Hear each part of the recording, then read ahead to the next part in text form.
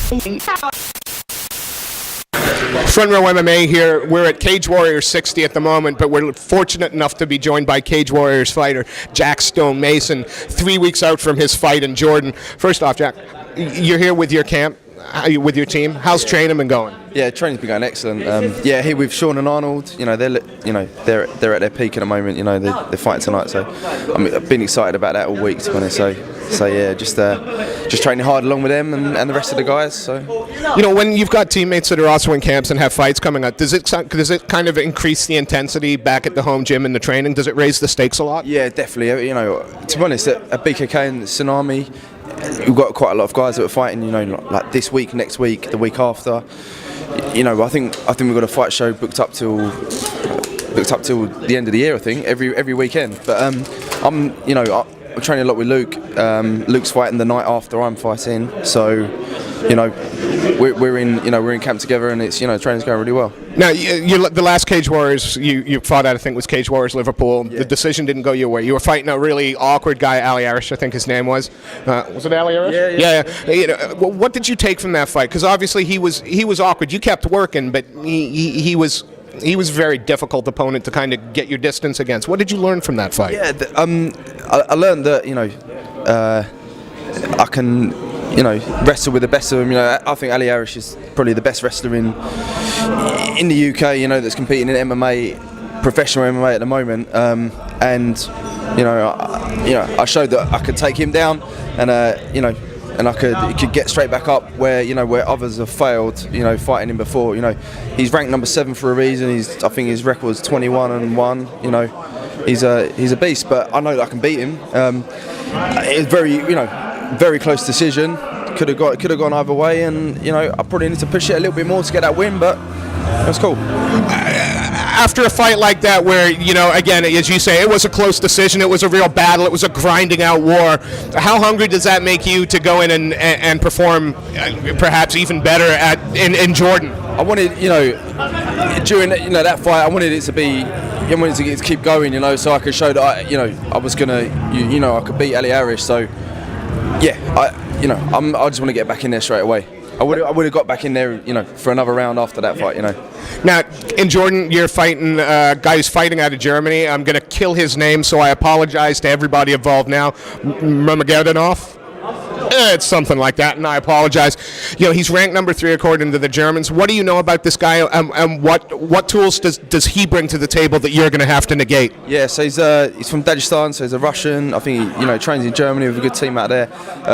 He's a Greco guy, but he's tall as well. He's got nice knees, nice head kicks, nice long punches. So I've got to I think probably got to work on the inside because I'm a shorter guy, and I'm going to out wrestle him. That's it, I imagine you've been watching a lot of tape on the guy. Is there anything in particular, and I'm not asking you to give away a game plan, but is there anything particular other than sort of working on the inside that you've been training for? Is it going to be a lot of clinch work or against the cage, or are you hoping to keep distance? Where do you see your biggest strength in the fight? I think my biggest strength is probably going to be pushing the pace all the time, taking him down, making him work, getting him inside, hitting him. That's it, I think. And when you fight in overseas, a country like Jordan, it's obviously very difficult to bring a lot of home support and things with you.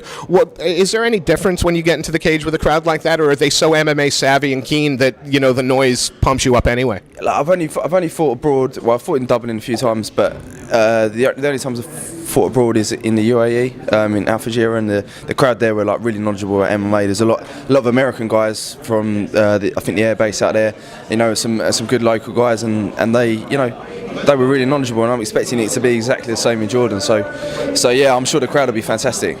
Cage Warriors are known for putting on good competitive events, and with a lot of consistency. I mean, there's a Cage Warriors event every 2 weeks, I think, if you say it can. How important is it for you to stay busy with this promotion and get as many fights as you can? I'm not getting younger.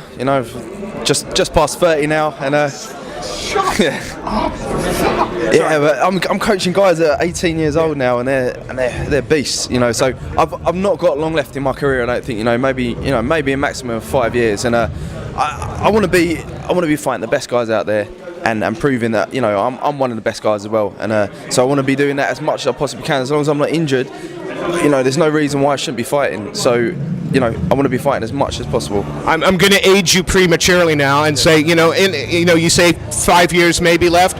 Once you have hung up the gloves as the fighting career, is it your plan to stay involved in MMA? Is that what you want to do for the rest of your life? Yeah, without a doubt. You know, I want to have kids and want to get married and stuff, but as you know, I always want to be involved in MMA. I want to be coaching, and you know, I've barely been able to sleep. I've been so excited this week just because Arnold and Sean are fighting. You know, I love coaching. I love the sport of MMA, and I don't have to do it. I've got a full-time job, but it's my hobby and it's what I love. So yeah, I'm definitely going to keep doing it. I always ask a fighter that also coaches this question, and what does the coaching bring to you as a fighter? You know, because it must reinforce certain things or open your eyes to certain things. Why is it important for you to coach? Well, number one, I love to see the guys that I'm coaching, you know, go out and be successful, and you know, touch wood, they have been so far. You know, it's been fantastic. But also, you know, like when you're coaching, you get to, you know, you have to break down the techniques a lot more and really understand why they work. You know, you need to understand why they work so you can show them. You know, and if they're not working, then you know, why you use them in the first place. So yeah, it does help you with that, definitely. Without that. And also, I think it's fair to say you're becoming a Cage Warriors staple now. You're one of the guys that appears quite regularly. Why this promotion? I mean, I think there's a lot of promotions within the UK that would love to have your talent on their roster. Why Cage Warriors? Yeah, I think I've had like 10 fights in Cage Warriors now. You know, obviously the production quality of the show is awesome, the exposure you get is awesome, but it's not the reason why I fight for them. You know, the reason why I fight, and the reason why I fight MMA is because I want to fight the best guys, and I want to be in competitive fights, and I want to be testing myself. And there's no other promotion out there that actually allows you to do that. You know, every single fight. You know, that every fight you're gonna have is gonna be a tough one, and you're gonna have something. You know, a real hard fight. You're never gonna be a can crusher that goes out to fight guys that are just gonna fall over, and then you start shouting about it. So you know, I'm guessing there that you were finding you had to bite your tongue a little bit because yeah. There's a lot of guys out there that do that, you know, and it really grates on me, you know, that the guys especially they're getting a lot of hype, and you know, they've never beaten anyone or are not even willing to test themselves against anyone. And of course, Cage Warriors don't allow that. I mean, Ian Dean's matchmaking is probably some of the most consistent, not in just the UK, but I would suggest perhaps in global MMA, you don't get a matchmaker as good as Ian Dean. No, you know, you're never going to get a fight that's any more than a 50-50 fight.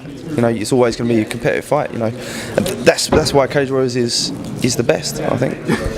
Now, look, before I ask you if there's anyone you want to give a shout out to, or any sponsors you'd like to thank, for all of the fans that aren't going to be able to make that journey with you, and you've got a lot of them, do you have a message for them about this fight, or is there anything you'd like to say to them? Not really. Just he doesn't care about the fans. We can cut him. No, I'm kidding. I do. I just, you know, keep watching, and yeah, I'm really trying to put on exciting. You know, I really want to be putting on exciting fights, and you know, hopefully this is going to be the one where, you know, I really do put on an exciting fight. Look, I know you've got your teammates here. The show's going to start in a couple of hours. Before we let you go, Jack, is there anyone you'd like to give a shout out to? Any sponsors you'd like to thank? I've got so many sponsors, and I really appreciate all of their work, but probably too many to list. But thanks to all of my sponsors, and thanks to the guys at BKK, the guys at Tsunami, and all my teammates and coaches. And you know, see you guys for the interview. It's awesome. Oh no, man, we appreciate your time. Thank you so much for talking to us. We hope the team does well, and we look forward to seeing you fight 3 weeks today. Yeah, 3 weeks today. Excellent. Jack Stone Mason with Front Row MMA.